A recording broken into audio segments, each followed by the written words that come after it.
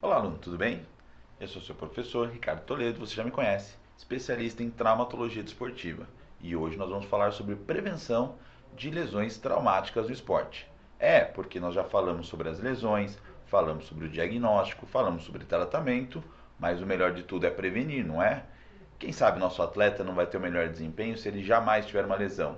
Ou então, quem sabe prevenir que a lesão se agrave, identificando-ela bem no comecinho. Como é que a gente sabe isso? Como é que a gente tem um pouco de noção de como trabalhar com esse atleta na prevenção de lesões? Isso é muito importante para você, mesmo que não trabalhe diretamente com a prevenção, saber os caminhos que um atleta faz até chegar numa situação um pouco mais grave é importante para que a gente possa fazer com que esse atleta tenha o melhor desempenho possível, sem passar jamais por uma mesa de cirurgia ou um tratamento muito demorado.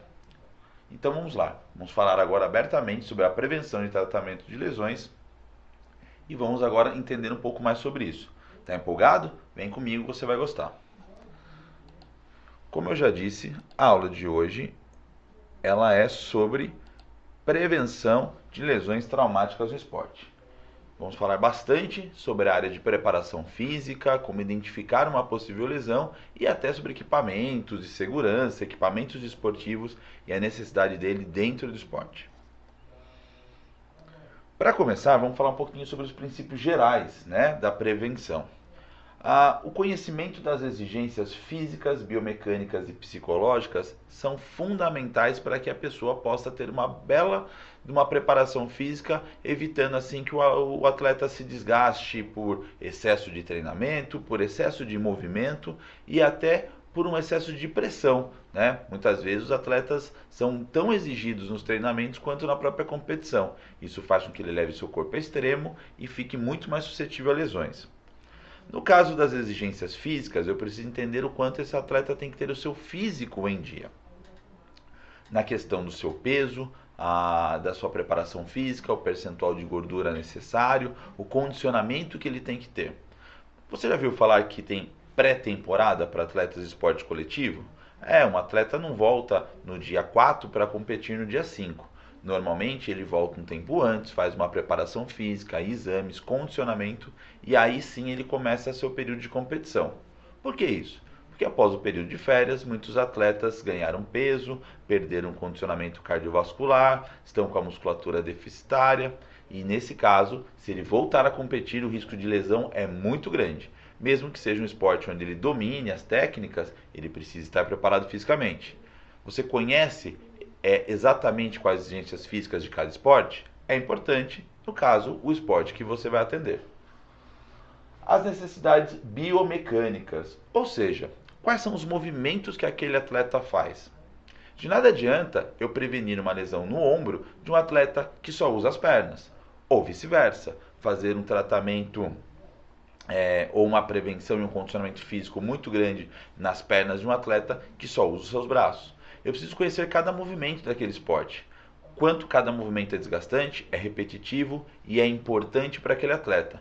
Só assim eu consigo fazer uma prevenção de lesões no músculo que ele mais usa, na articulação que ele mais aciona, entendeu? E no quesito psicológico? Por que é importante eu saber o quanto esse atleta tem de pressão? Sim, o nosso psicológico nos deixa mais condicionado ou menos condicionado a um esporte. Como assim? Um nível de estresse muito exagerado pode aumentar os níveis de cortisol no organismo, e esse hormônio provoca, além da dificuldade de perder peso, um certo sedentarismo ou uma letargia, uma tendência a ficar um pouco mais cansado, fadigado e preguiçoso. Já outros hormônios, como a adrenalina, quando um atleta está motivado, aquece seus músculos, deixa muito mais preparado e vascularizado para uma atividade de alto desempenho.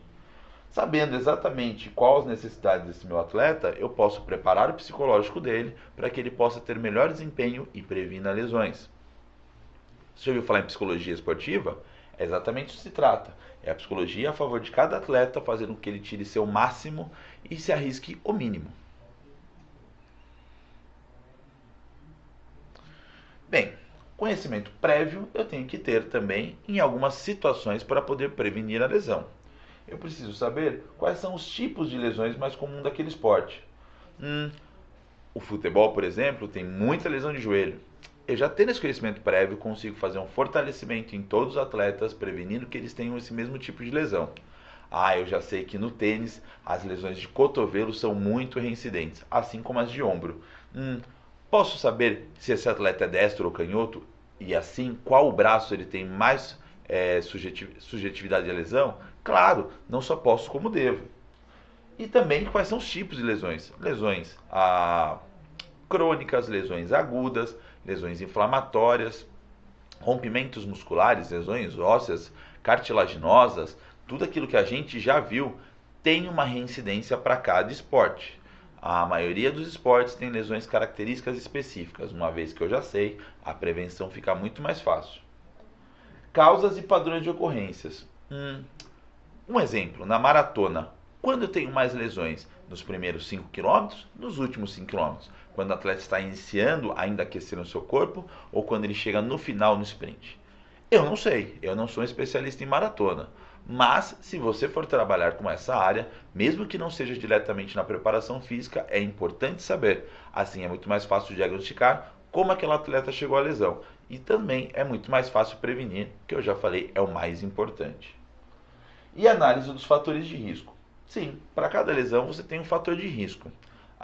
Você já ouviu falar que jogar-se algum tipo de esporte como o rugby ou o próprio futebol, que é aberto, quando molhado o terreno, o fator de risco é muito maior? O campo fica pesado, como as pessoas falam? Sim, é um fator de risco. Assim como dentro de algum esporte como atletismo, existem diversos tipos de piso. E hoje, um piso não profissional, um piso não emborrachado, aumenta os riscos de lesão no atleta. Tudo isso eu preciso saber para prevenir. Saber onde ele vai competir, em quais condições, até clima e temperatura. No frio, estamos muito mais sujeitos a lesões musculares, assim como no calor, as lesões derivadas da desidratação, como as articulares. E tudo isso me ajuda a fazer um programa de prevenção. Olha que maravilha. Essa palavra aqui é o nosso carro-chefe da aula de hoje, hein? Um programa de prevenção. Todos os profissionais devem ser envolvidos nesse programa. Desde o especialista em radiologia, o preparador físico é fundamental, mas assim como o fisioterapeuta, o médico, o nutricionista, se todos conversarem, fica muito mais fácil um programa. Sim, fica muito mais fácil para o preparador físico planejar um treino específico prevenindo lesões, fica mais fácil o fisioterapeuta fazer as massagens ou as manipulações que coloquem esse atleta num nível melhor de desempenho e também prevenir lesões. Assim como o cardápio do nutricionista pode ajudar o atleta a chegar no seu condicionamento físico melhor e prevenir lesões. O médico com seus tratamentos preventivos e assim como o radiologista vendo exames prévios para saber se esse atleta já está desenvolvendo alguma lesão ou não. Viu como todo mundo dessa área é importante? Sem um, a máquina não anda. Então, você vai ter o seu papel aí, hein?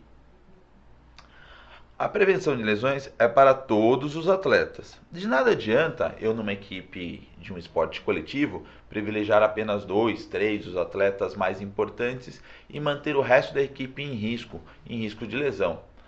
Mas tal pessoa não é tão importante e participativa. Se ele lesionar, eu substituo fácil. Mas esse desgaste todo dele, essas lesões constantes, não pode sobrecarregar o astro do time? E aí ele não tem um risco maior de lesões? Então nenhum atleta fica de fora. Todos os atletas têm que estar ali no programa de prevenção. E obviamente ter o conhecimento prévio, aquele mesmo que a gente viu um pouco atrás, né? Esse conhecimento prévio me ajuda a poder opinar de uma maneira real e eficiente. Se não fez sentido para você o que eu disse antes, agora faz. De nada você adianta querer opinar e participar dessa equipe multidisciplinar se você não tem um conhecimento prévio sobre aqueles tipos de lesões. Então todo mundo tem que estudar, hein? Vamos falar um pouco de dos níveis de prevenção de lesões? Vou até tomar uma água, estou bem empolgado, hein?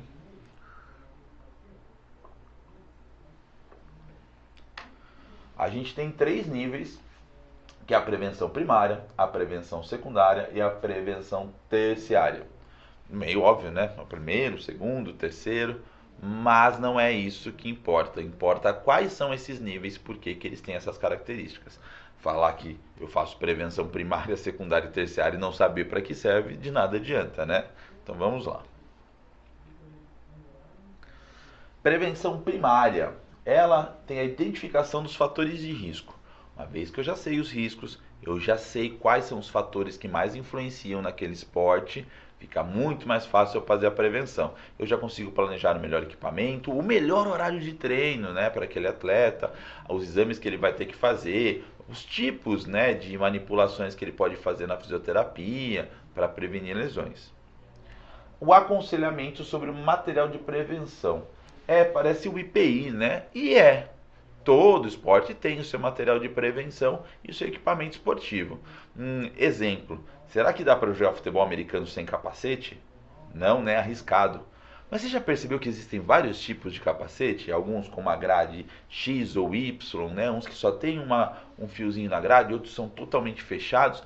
Por que isso? Claro que tem um motivo, claro que cada um tem uma especificação. E é por isso que eu preciso conhecer e aconselhar cada atleta a usar o seu principal material de equipamento. Já viu atletas com faixas ou até uns tensores no cotovelo, no punho, no joelho, no tornozelo? Eles usam isso de maneira aleatória, será? Ou será que só usam por estética, para ficar bonito, parecendo um gladiador do terceiro milênio? Como diria nosso amigo Galvão Bueno. Não, tem um motivo. É um material de prevenção, ajuda a fazer às vezes uma compressão sobre aquela articulação já desgastada.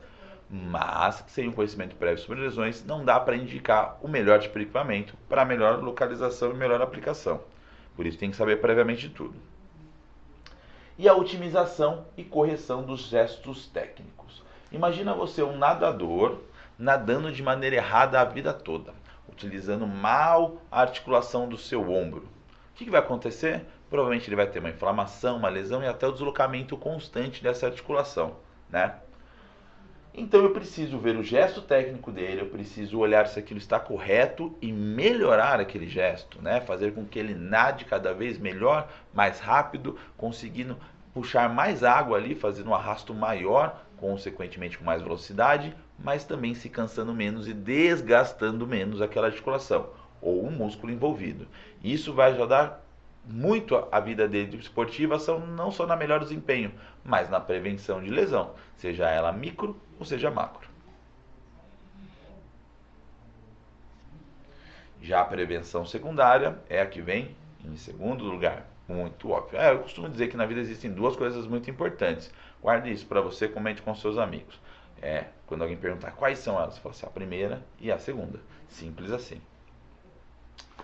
A prevenção secundária tem a função de minimizar riscos de complicações. Então eu já tenho um atleta propenso à lesão, reclamando de dor, tendo um sintoma. Vamos minimizar isso? Vamos fazer com que isso não vire uma lesão de verdade? Vamos fazer com que isso não progrida e não afaste por mais tempo do esporte? Que tal deixar repousando? Que tal já entrar com um procedimento de fisioterapia? Não é melhor prevenir do que remediar? Você concorda com isso, eu tenho certeza. Segundo, diagnosticar precocemente as lesões. Como eu já disse, minimizar os riscos de complicações também envolve diagnosticar precocemente as lesões. Às vezes uma inflamação, uma dor, uma rugosidade no local, quando o local fica avermelhado, um calor que a pessoa sinta lá e reclame, nossa, meu joelho parece estar muito quente, assim como minha perna, minha panturrilha, meu braço. Tudo é um motivo para se identificar precocemente uma lesão. Nem todo mundo precisa já estar lesionado, ser afastado do seu gesto técnico, esportivo, para daí fazer o exame. Muitas vezes uma simples reclamação, um incômodo, uma pequena dor persistente já é motivo para que o médico peça um exame de imagem. E o retorno de forma segura. Se o atleta por acaso já parou, se o atleta por acaso já se lesionou e saiu daquele movimento do esporte, deixou de competir por um tempo ou até de treinar, de praticar seu treinamento, como retornar de forma segura? Como fazer com que aquela lesão não seja recorrente, recidiva, como a gente já falou em outras aulas? Como fazer com que esse atleta volte a ter o melhor desempenho sem perder um pouco, né, da sua capacidade por achar que pode acontecer de novo? Esse retorno de forma segura é fundamental, tanto para que o atleta não se machuque, quanto para que ele continue autoconfiante e chegar sempre no seu máximo. E agora a prevenção terciária, terceiro estágio, né? O último nível. Propor meios de compensação. Estamos falando de um atleta que já teve sim uma lesão, já se comprometeu. Como é que eu posso propor meios de compensação? Um exemplo, um atleta do handball. Ele é destro e ele arremessa muitas bolas com a mão direita. Ele teve uma grave lesão na articulação do seu cotovelo, nesse estudo de cirurgia e tudo. E ele está retomando. Ele vai demorar um tempo ainda para ter a mesma força, o mesmo desempenho nesse braço direito dele. Porém, ele também sempre jogou muito bem com o braço esquerdo. Será que não está na hora de compensar? Pedir para que a posição tática dele ou que ele mesmo jogue mais bolas para o braço esquerdo que para o direito? Pode ser. É um jeito de prevenir que essa lesão volte ou até que ele perca a qualidade técnica por arremessar menos ou com menos força. Minimizar as consequências e sequelas. Uma lesão sempre pode trazer uma consequência, principalmente quando ela envolve a fixação de pinos e parafusos. Lembra nos anos 70, 80 e não lembra, né? Você não era nascida ainda. Ou sim, também não sei. Eu lembro, mas eu lembro por vídeo, tá? Assim me contaram. Mentira, nos anos 80 eu já estava interagindo com isso aí. Muitos atletas tinham algum tipo de lesão, cirúrgica ou não, e já estavam acabados para o esporte. Esse não tem mais condições de voltar a competir. Hoje pouco se fala nisso. A medicina, os tratamentos melhoraram tanto que as pessoas conseguem voltar a praticar esporte. Mas isso tem muito a ver também, isso tem muito a ver com a prevenção terciária, que quando a gente minimiza as consequências e sequelas. Se o atleta já passou por uma cirurgia, se ele já teve uma lesão grave, pode ser que ele tenha uma sequela, mas eu preciso minimizar esses problemas antes que ele volte a competir. Ou seja, tirar a dor, a inflamação, garantir que aquela articulação tenha mobilidade total antes que ele volte a tentar competir e se lesione novamente. E adaptar casos irreversíveis. Nós estamos falando de vários níveis de adaptação.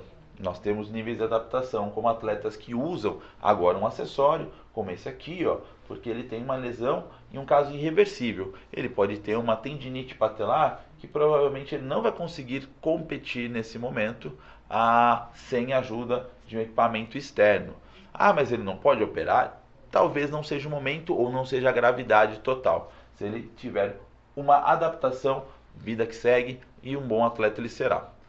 Assim como casos mais severos, como atletas paralímpicos. Sim, muitas pessoas praticam esporte a vida inteira de maneira amadora ou profissional e devido a um acidente, a um problema de saúde, acabam amputando o membro, perdendo o movimento das pernas. Várias situações podem acontecer e nesse momento ele se encontra com deficiência física. Como é que eu vou fazer uma adaptação para esse atleta? Muitos atletas hoje jogam ou praticam seus esportes com prótese. Outros têm adaptações dos seus equipamentos. E isso tudo vai depender do grau de deficiência dele e da vontade que ele tenha de voltar a praticar o esporte. Mas é um tipo de adaptação severo que tem que ser feito e pode ser feito para o atleta.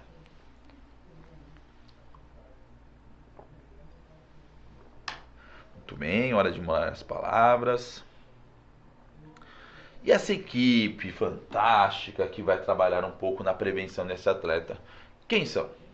Bem, a gente tem como cabeça os treinadores, os médicos e os fisioterapeutas. Mas como eu já disse, todo o mundo envolvido é parte dessa equipe. Nutricionista, especialista em radiologia, todas essas pessoas.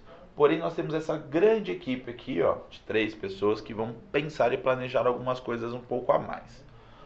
O treinador, ele é fundamental na questão de poder escolher o melhor treinamento para aquele atleta, deixar ele na melhor forma física, mais apto ao movimento e aí sim prevenir as lesões.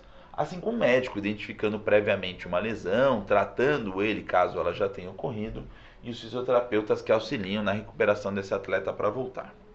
Treinador prepara, médico cura e fisioterapeuta auxilia nesse processo. Entendeu a diferença? Não adianta um querer mexer na área do outro que não dá certo. Quais são os fatores de prevenção que eu tenho?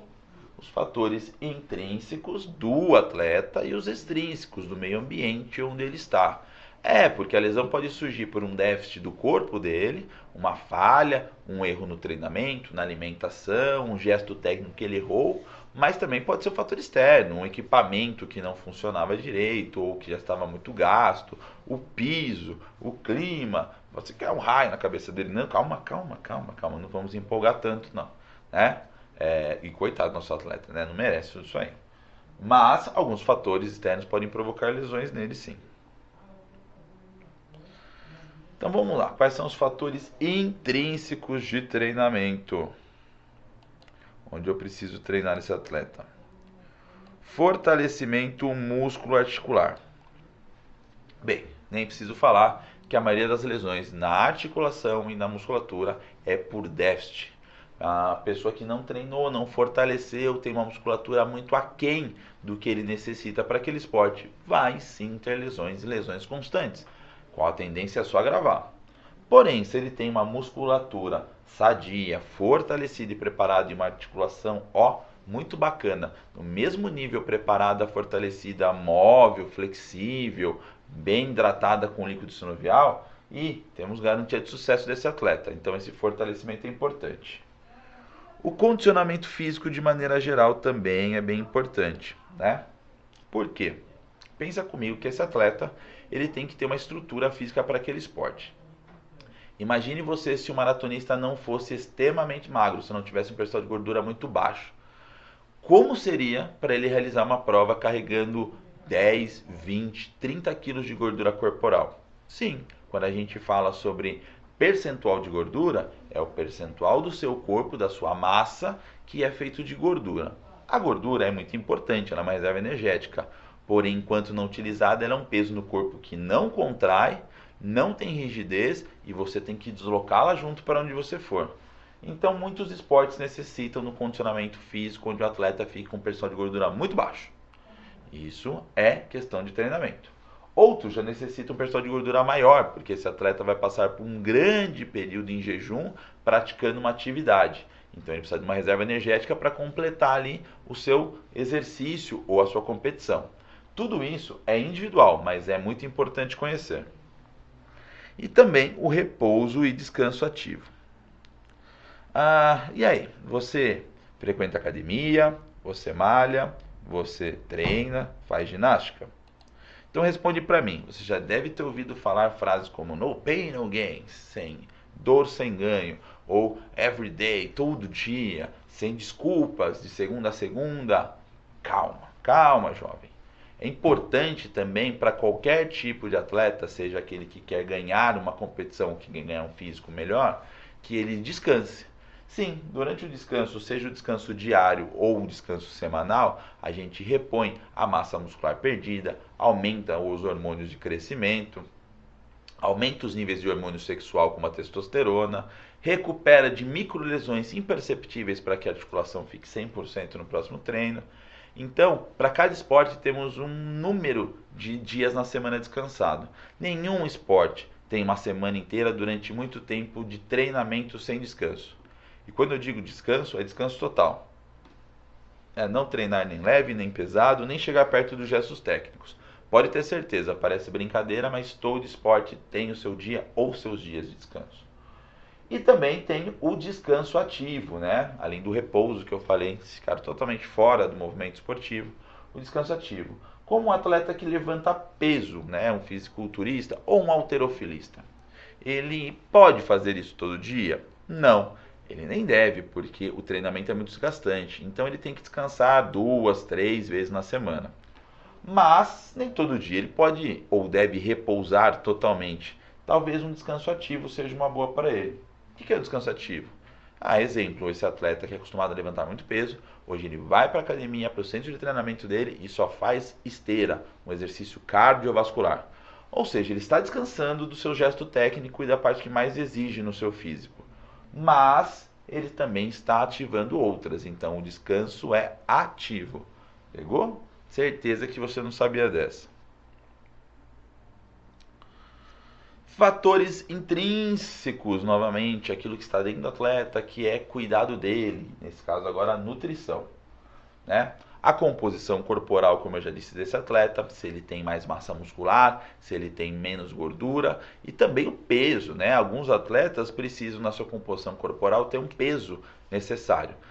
Já ouviu falar em judô? Ah, não só judô, qualquer outras artes marciais, o próprio MMA, né? Os lutadores do UFC, eles têm categorias de peso. Então, às vezes, eles têm que ficar mais magrinhos para poder se encaixar na categoria que eles desenvolvem melhor na luta. Ou então, ficar mais maçudo, porque a categoria deles não tem limite de peso. E esse peso corporal, essa massa corpórea pode ajudar muito, tanto na força quanto, né, numa pressão que ele faça sobre o seu adversário.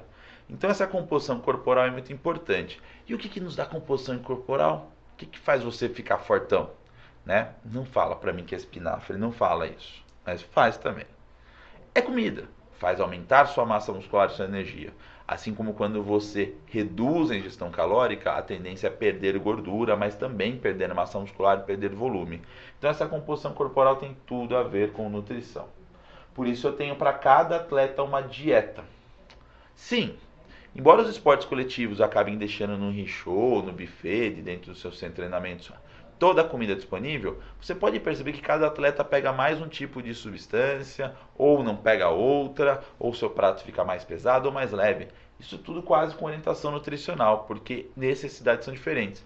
Você acha que a mesma necessidade que um goleiro tem é a mesma de um atacante? É óbvio que não. Nem a composição corporal é parecida. Assim como atletas de esportes individuais também vão ter uma dieta prescrita exatamente para ele e em cada período.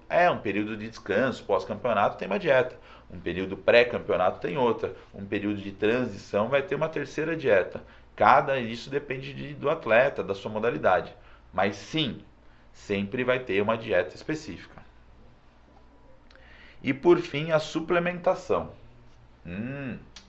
A gente ouve falar muito sobre suplementação, mas não sabe o que é. Então espera que eu vou tomar uma água e já te falo.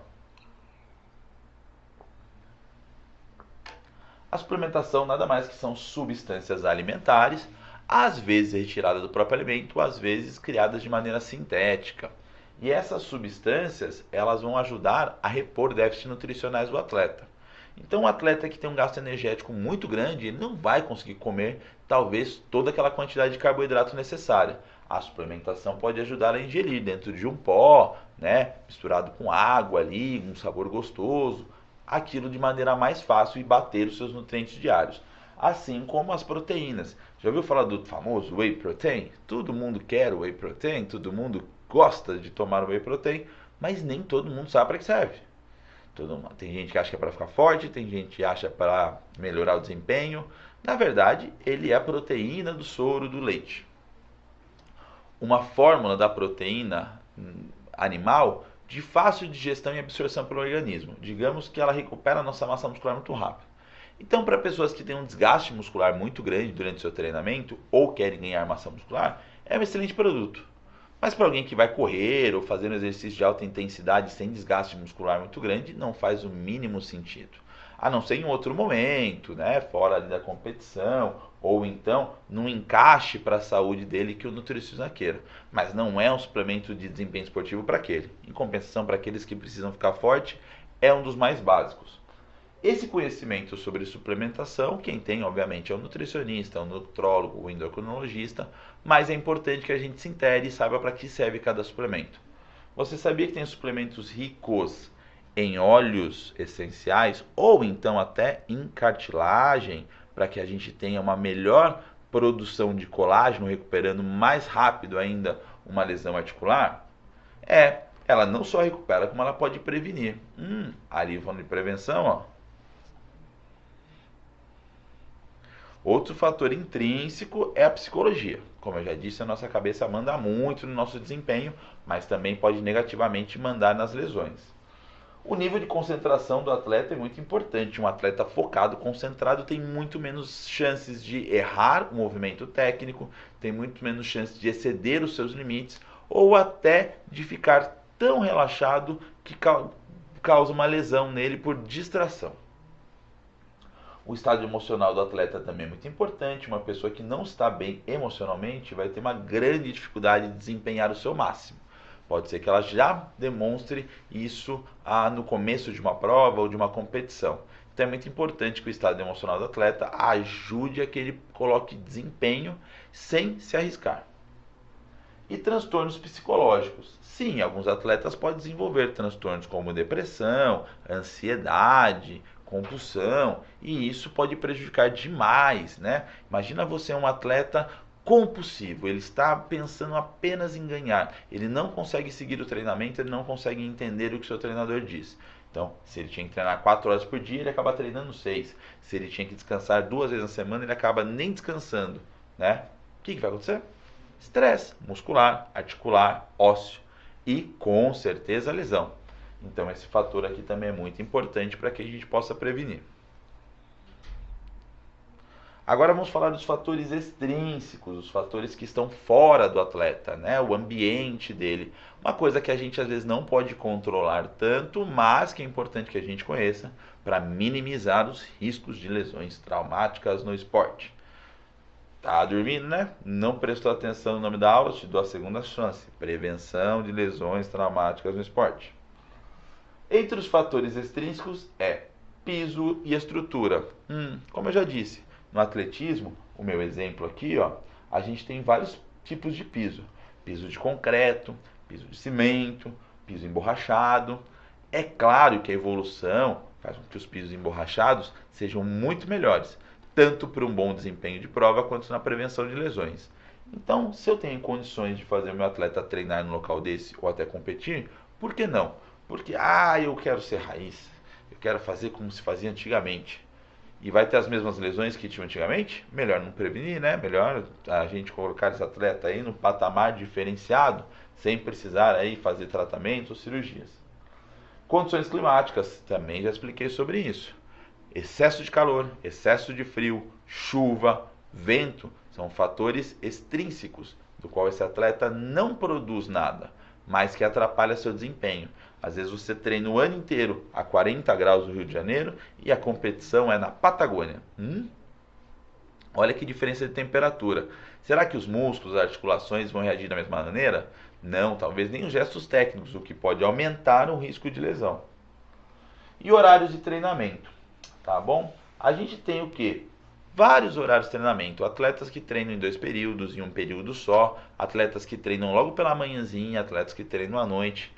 Isso depende de vários fatores. Muita gente, além de atleta, tem uma outra profissão paralela e, obviamente, tem que respeitá-la e encaixar seu treino no horário possível. Nem todo trabalho é flexível, né? Mas,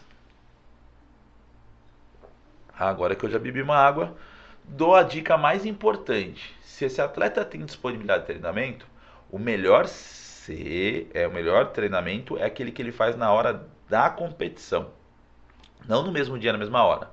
Mas exemplo, jogadores de futebol normalmente jogam à tarde, assim como atletas de corrida correm no meio-dia. É importante que esse atleta seja adaptado a essa condição de horário. Você jamais vai conseguir que alguém que vá competir todo dia às 2 ou 3 da manhã, todo dia de competição, treine às 8 e tenha o mesmo desempenho. Então é importante que eles se adaptem a isso. Você pode perceber que em alguns esportes a equipe coletiva está treinando à noite. Às vezes é por esse motivo, né? Não trabalhando com outra profissão. Mas às vezes é porque o campeonato vai ser nesse horário. Quando um atleta é levado a reconhecer o gramado de um jogo de futebol, normalmente ele é levado na hora do jogo. Assim ele se adapta à luz, a refletor, a várias coisas. E você acha que isso não tem prevenção de lesão? Não tem nada a ver com prevenções de lesão? Claro que tem. Às vezes esse déficit da luminosidade e tal pode fazer com que ele se confunda, pise em falso, mude seu gesto técnico. Então tem a ver sim. Outro fator, presta atenção, extrínseco são os equipamentos. Equipamentos primários, né? Deixei exemplo aqui o nosso tênis. Ninguém mais usa um tênis desse para jogar basquete. Hoje temos tênis com um sistema de fechamento muito mais apertado, evitando que o atleta torça seu tornozelo numa mudança brusca de direção. Um sistema de amortecimento muito mais evoluído e tecnológico, evitando que ele tenha problemas em todas as articulações do corpo devido ao impacto ou dores no calcâneo. E esses equipamentos são primários. Alguém joga algum tipo de esporte, como ou pratica vôlei, basquete sem um calçado? Não, né? Eu estou falando de, né, esportes como tênis, aliás, um esporte que eu uso, tênis, pegou? Mas vamos falar de tênis. A raquete é fundamental. Quem joga o tênis sem raquete? Então, é um equipamento primário, um equipamento que ele necessita e sem ele não vai praticar. Ninguém consegue praticar esporte de alto nível, aí, vôlei, basquete, handebol, sem um calçado. Assim como ninguém consegue jogar tênis sem uma raquete. Existem também os equipamentos de segurança, né? Entre eles estão a tornozeleiras, joelheiros, capacetes, necessário luvas. Alguns esportes são fundamentais o uso de luva para que tanto a mão não escorregue pelo suor, mas também para que ela não se machuque, tá? O equipamento de segurança do boxe é a luva, né? Ela protege tanto o rosto do adversário quanto a própria mão do atleta, ela tem uma absorção de impacto para que você não quebre a mão a hora de socar e também não tenha o rosto, né, fraturado por um soco de um osso tão resistente quanto os da mão. Então esses equipamentos de segurança servem para preservar a integridade física do atleta. E vamos falar sobre qualidade e durabilidade? Parece que eu vou vender algo para vocês, né? Vou sacar aqui um tênis e falar, olha, esse tênis aqui é muito mais resistente, dura muito mais. Não é nada disso. Muitos atletas têm manias de usar equipamentos velhos, né? Falando, não, eu estou mais confortável. Isso acontece com maratonistas, né? Enquanto alguns abrem o seu tênis a toda prova, outros preferem usar tênis que já percorreram 10, 20, 30 mil quilômetros.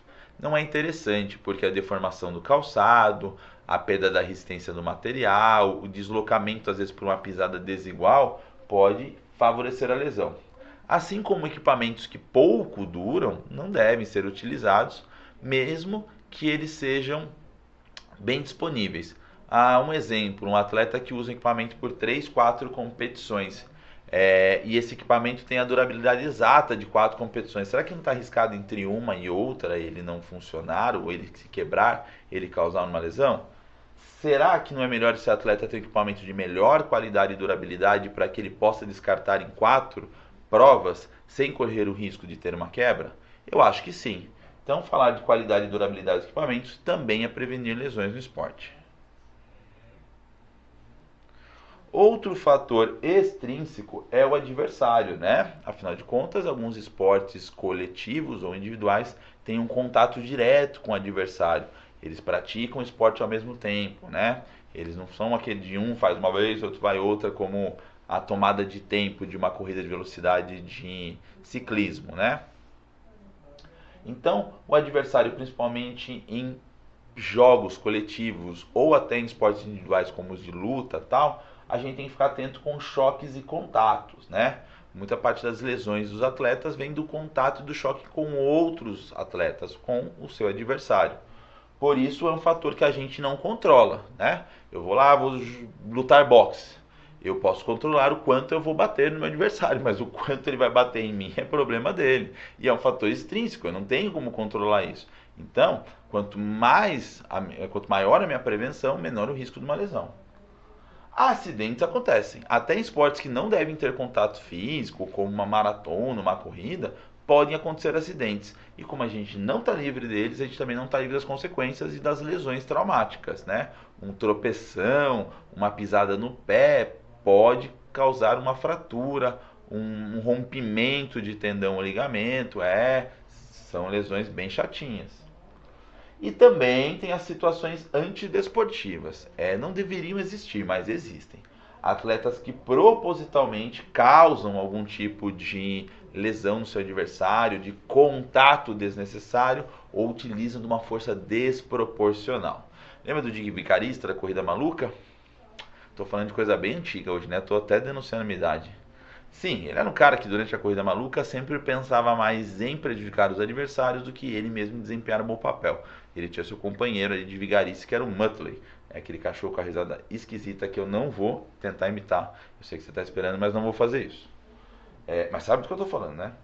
Essas lesões e situações antidesportivas decorrem de um atleta que não tem um emocional, não tem às vezes, né, um espírito esportivo e coloca em risco uma outra pessoa, um adversário, tentando levar vantagem em cima disso.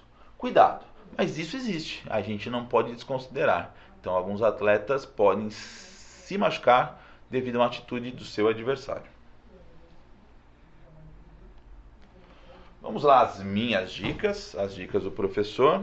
Bem, já falei isso no começo da aula. Prevenir é sempre o melhor remédio. É melhor que remediar. Então, quanto maior e melhor a minha prevenção esportiva, mais tempo eu dou para esse atleta de competição, deixo ele disponível para todas as provas, para todos os jogos, sem afastamento desnecessário. Isso faz com que melhore a performance dele, com que ele consiga treinar mais e chegar ao seu objetivo máximo, né, que é ser o melhor de cada esporte. Planeje multidisciplinarmente. Por mais que uma pessoa tenha conhecimento no esporte, não deve se planejar sozinho. O preparador físico ele pode ser uma fera, mas se ele não entender um pouco a realidade do médico que trata aquele atleta, ou como é feita a fisioterapia para prevenir lesões, não adianta, ele não vai conseguir planejar o melhor treinamento. É importante a equipe estar unida. Conscientize o atleta sobre prevenção.